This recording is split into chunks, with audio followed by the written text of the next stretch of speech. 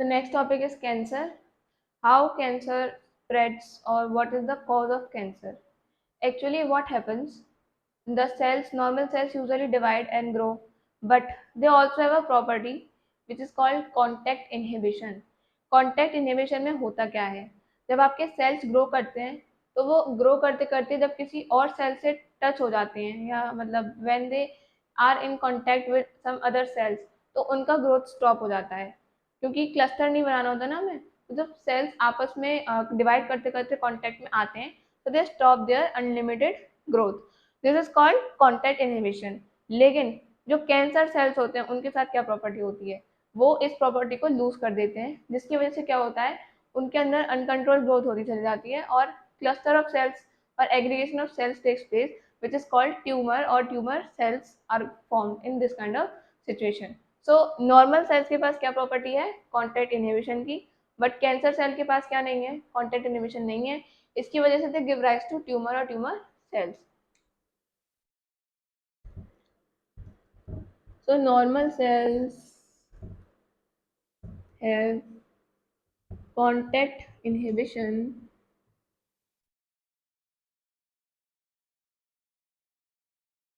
by virtue of which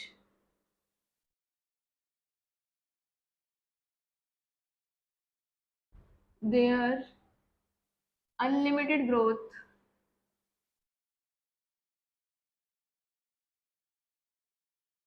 ceases on coming in contact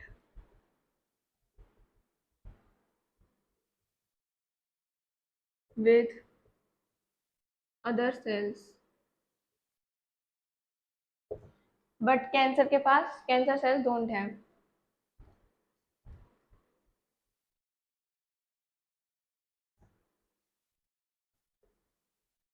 Cancer cells lose this property that results into tumor. Cancer का characteristic feature ही uncontrol growth of cells होती है, so that results in tumour. अब tumour दो type का होता है, malignant tumour and benign tumour. So tumor is of two types, benign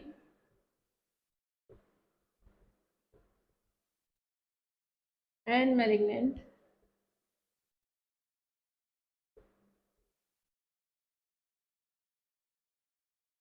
बच्चों बेनाइन ट्यूमर में क्या होता है, सेल्स ने डिवाइड किया अनकंट्रोलेबली और एक ही जगह पर रह गए, है ना।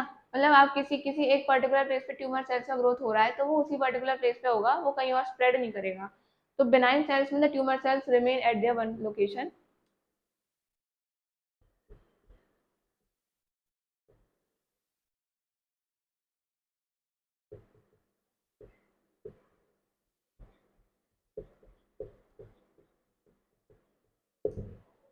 बट अब मेलिग्नेंट ट्यूमर में क्या होगा? मेलिग्नेंट ट्यूमर में क्या हुआ, सेल्स ग्रोथ कर रहे हैं काफी ज्यादा ट्यूमर सेल्स बनते चले गए। अब ये क्या करेंगे, ट्यूमर सेल्स बाकी सेल्स को इन्फेक्ट करेंगे। उसकी वजह से क्या होगा, जो सेल्स होंगे उनका मटेरियल जो है वो डाई कर जाएगा या other cells themselves are going to die.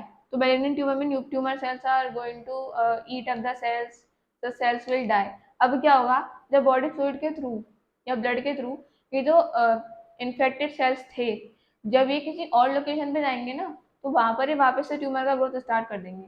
तो the cells slowed off by the tumor cells whenever they are lodged at some other location by blood, then they start tumor at the new location. So this is called malignant tumor.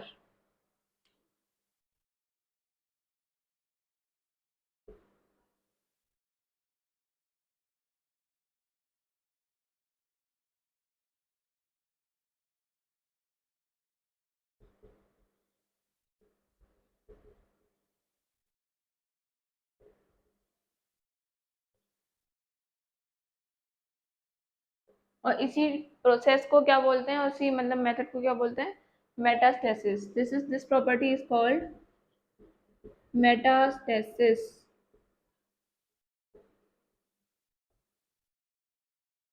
The property of the tumor to spread at different locations in the body via blood or body fluids is called metastasis, and this is the most feared property of malignant tumour, MM से याद रख लीजिएगा, malignant tumour में metastasis होती है। सबसे ज्यादा feared property of malignant tumour is metastasis. ठीक है, this is all about benign and malignant tumours.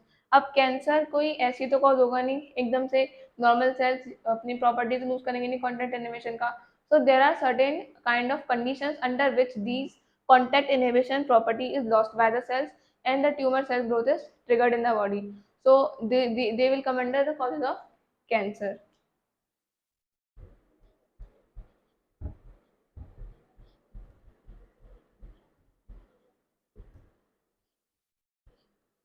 तो जो कॉजेज ऑफ कैंसर के लिए कुछ ऐसे सब्सटेंसेस होते हैं जिनके थ्रू कैंसर जो है वो ट्रिगर होता है हमारी बॉडी के अंदर, and those are called the carcinogens.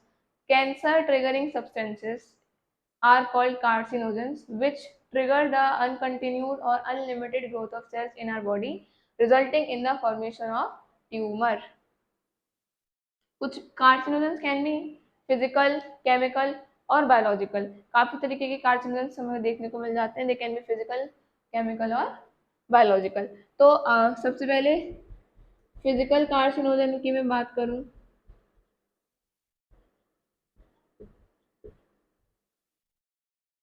Physical carcinogens में हमारे पास ionising and non ionising radiation आती हैं। Ionising radiation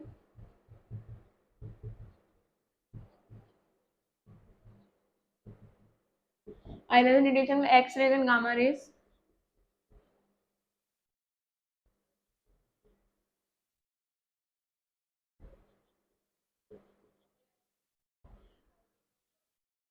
and non ionising में UV rays. whenever a person is exposed to such kind of rays, then carcinogenic activities take place in the body. chemical carcinogens tobacco में present होते हैं।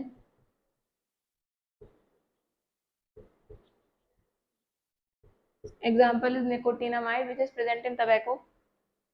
इसके through भी contact inhibition की property lose होती है and cells start to divide uncontrollably.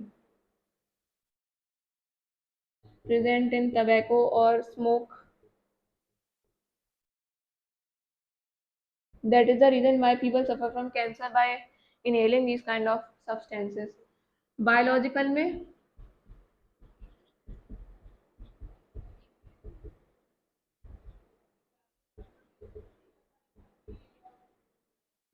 हमारी body के अंदर कुछ ऐसे सेल्स होते हैं और जीन्स ऐसे होते हैं, oncogenes, which are activated under certain conditions, और फिर जब ये ऑन्कोजीन्स एक्टिवेट हो जाते हैं तो फिर ये स्टार्ट कर देते हैं अनकंट्रोलेबल ग्रोथ, कॉन्टैक्ट इनहिबिशन की प्रॉपर्टी लूज हो जाती है इनके अंदर। So certain carcinogenic oncogenes are present in our normal cells in our body which are activated under normal conditions, and as a result they initiate the cells to do uncontrollable growth resulting in the formation of tumors.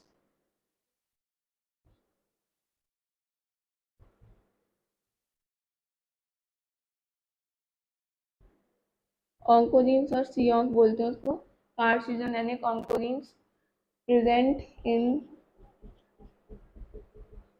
cells, present in normal cells are triggered under certain conditions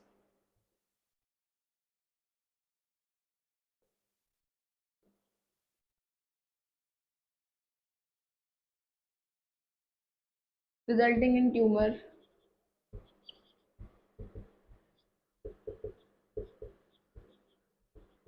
बच्चों oncogenes हैं, सो ये कुछ इस type का DNA produce करेंगे, genetic material produce करेंगे, या protein कुछ ऐसा प्रोड्यूस करेंगे जिसकी वजह से फिर अनकंट्रोलेबल ग्रोथ हमारे सेल्स शो करने लग जाएं। दूसरा इसमें एक ऐसे होता है, कुछ वायरस ऐसे होते हैं, कार्सिनोजेनिक वायरस, जो आपकी बॉडी को अगर इन्फेक्ट करते हैं तो वो इसी प्रॉपर्टी के साथ इन्फेक्ट करते हैं, that your body starts to replicate, और sorry cells start to replicate uncontrollably. तो बायोलॉजिकल कार्सिनोजन में कुछ कार्सिनोजेनिक या ऑन्कोजेनिक वायरस भी होते हैं।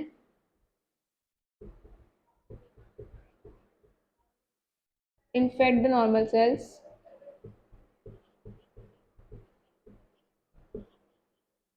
resulting in tumor.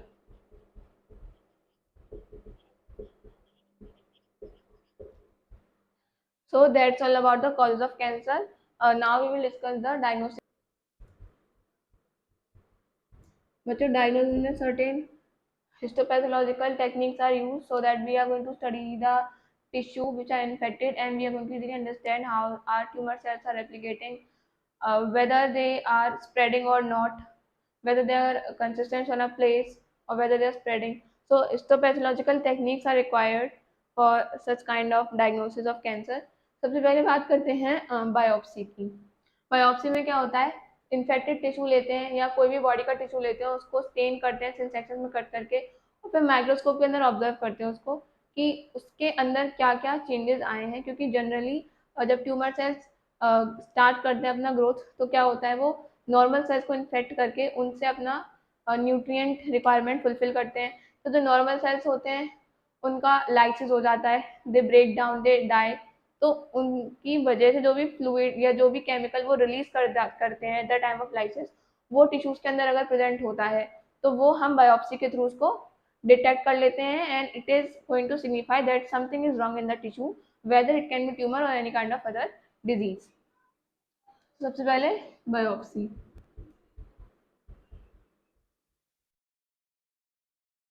नेक्स्ट में रेडिएशन थेरेपी यूज करते हैं। उसमें रेडिएशन यूज करते हैं जैसे कि CT scan, this is called computer tomography, MRI, magnetic resonance imaging.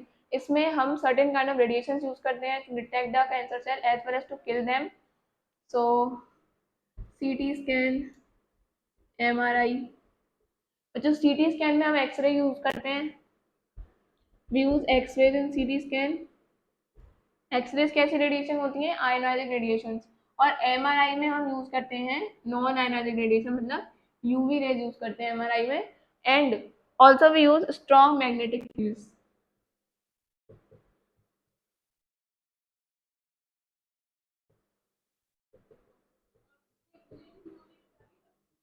To detect the tumour growth as well as to kill them. तो diagnosis में हमने ये सब देखा। बाकी ये सीटी और एमआरआई हमारे रेडिएशन थेरेपी में आते हैं।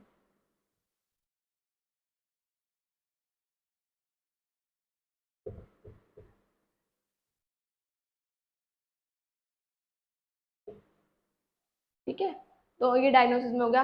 बाकी कुछ certain antibodies are also there which are going to trigger, which are going to be produced to certain cancer specific antigens in our body, जिसकी वजह से भी जो बॉडी इम्यून रिस्पॉन्स जब शो करेगी तो हम कैंसर को प्रेजेंस डिटेक्ट कर सकते हैं। So antibodies specific to the antigens can also help in the detection of cancer.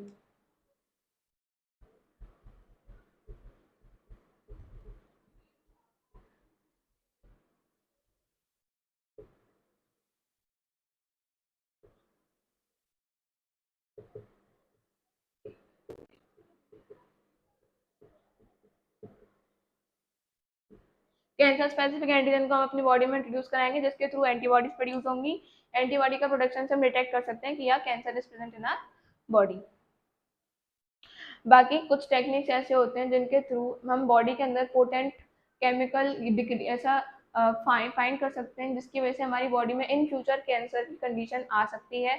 तो अगर ये कंडीशन हम पहले से ही डायग्नोज कर लेंगे कि अच्छा इस केमिकल की वजह से हमारी बॉडी में सिग्निफिकेंटली ट्यूमर ग्रोथ आ सकता है, तो हम उसके अकॉर्डिंग पहले से ही प्रिवेंटिव मेजर्स लेना स्टार्ट कर देंगे, और फिर हम कैंसर को इस तरीके से प्रिवेंट कर सकते हैं अगर हमें उस केमिकल के बारे में पता हो पहले से। तो ठीक है, तो ये एक्सरेज क्या करते हैं, 3D इमेज क्रिएट कर देते हैं टिश्यूज की, जिसके वजह से हम अपने टिश्यू को काफी अंदर तक उसके स्ट्रक्चर्स को एनालाइज कर सकते हैं कि जो भी टिश्यू के अंदर केमिकल प्रेजेंट है या टिश्यू के अंदर एक्स्ट्रा सेलुलर ग्रोथ प्रेजेंट है, उस टाइप की चेंजेस को डिटेक्ट करने के लिए हमारा सीटी स्कैन काफी ज्यादा हेल्पफुल होता है, because it is going to create a 3D image of the tissue. Now let's talk about the treatment. तो ट्रीटमेंट में बच्चों immunotherapy, chemotherapy, radiation therapy, all these things are there. इन तीनों का जनरली कॉम्बिनेशन किया जाता है। Also there is surgery for the removal of tumour cells. अगर ट्यूमर किसी एक पर्टिकुलर जगह पर ही एग्रीगेटेड है तो वहां से हम डायरेक्टली उसको सर्जरी के थ्रू रिमूव कर सकते हैं। सो ट्रीटमेंट में surgery, radiotherapy, chemotherapy and your immunotherapy.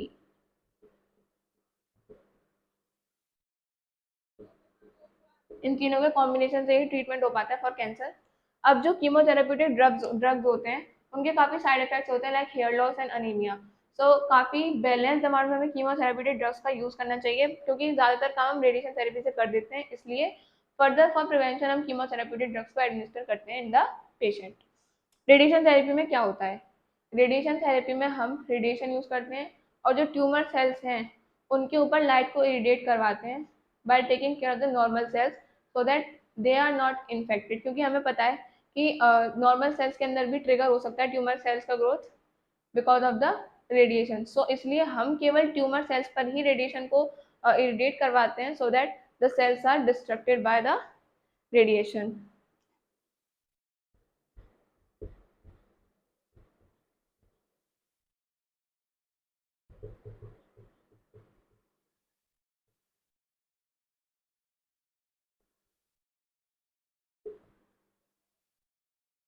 Tumor cells are irradiated lethally.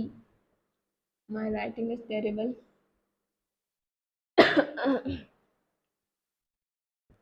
ये रेडिएशन थेरेपी होती है। अब कैंसर सेल्स काफ़ी इजीली डिटेक्शन नहीं शो कर पाते हमारे इम्यून सिस्टम के थ्रू, क्योंकि ट्यूमर सेल्स का ग्रोथ काफ़ी टाइम बाद डिटेक्ट हो पाता है when the growth when the symptoms are seen. जब आपको वीकनेस वगैरह होती है या जब सिम्टम्स दिखने लगते हैं, वेट मतलब अनीमिया आरबीसी लॉस जब होने लगता है, तब जाके हम इस चीज़ का डायग्नोसिस करवाते हैं। तो इसीलिए ट्यूमर सेल्स अर्ली स्टेज में हमारी बॉडी में डिटेक्ट नहीं कर पाते इजीली। उसके लिए हम बॉडी को क्या देते हैं? उसके लिए we give certain biological response modifiers alpha interferons which are going to help our immune system to detect those tumor cells, and finally we are able to treat them. So tumor cells avoid detection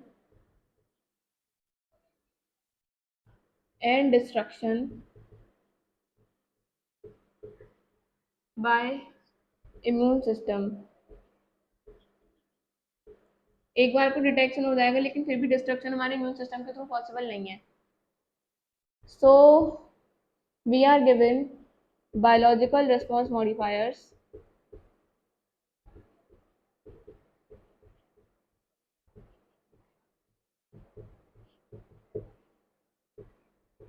alpha interferons.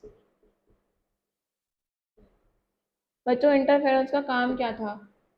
Interferons are certain kind of proteins which are released by the virus infected cells to trigger the normal cells so that they are prevented from further infection. अब यहाँ पर virus infected cells नहीं है, but जो भी infected cells हैं वो alpha interferons को रिलीज करेंगे, जिसकी वजह से जो नॉर्मल सेल्स हैं वो कुछ रिएक्शन ऐसा शो करेंगे उनसे इन्फेक्शन प्रिवेंट करने के लिए, जो कि हम इजीली डिटेक्ट कर सकते हैं। तो इसीलिए हमारी बॉडी में हम अल्फा इंटरफेरेंस को बेचते हैं, जिसकी वजह से वो क्या करेंगे, ट्यूमर सेल्स पे जाके वहां से रिलीज करवाएंगे केमिकल, जिससे कि नॉर्मल सेल्स में जो भी रिएक्शन होना होगा वो हम इजीली डिटेक्ट कर सकें and we can confirm that यार there is a growth of tumour in our body. तो ये अल्फा इंटरफेरेंस का पॉइंट काफी ज्यादा इंपॉर्टेंट है। पैसेज वाले जो क्वेश्चन होते हैं बोर्ड में उनमें काफी ज्यादा पूछ लिया जाता है। पिछले साल ही पूछा था, अभी रिसेंटली मतलब 2023 में पूछा था। I remember it because I gave in the exam. Because I gave the exam, sorry. So that's all about treatment and diagnosis of cancer, and that's all about cancer. ठीक है, so goodbye and take care everybody.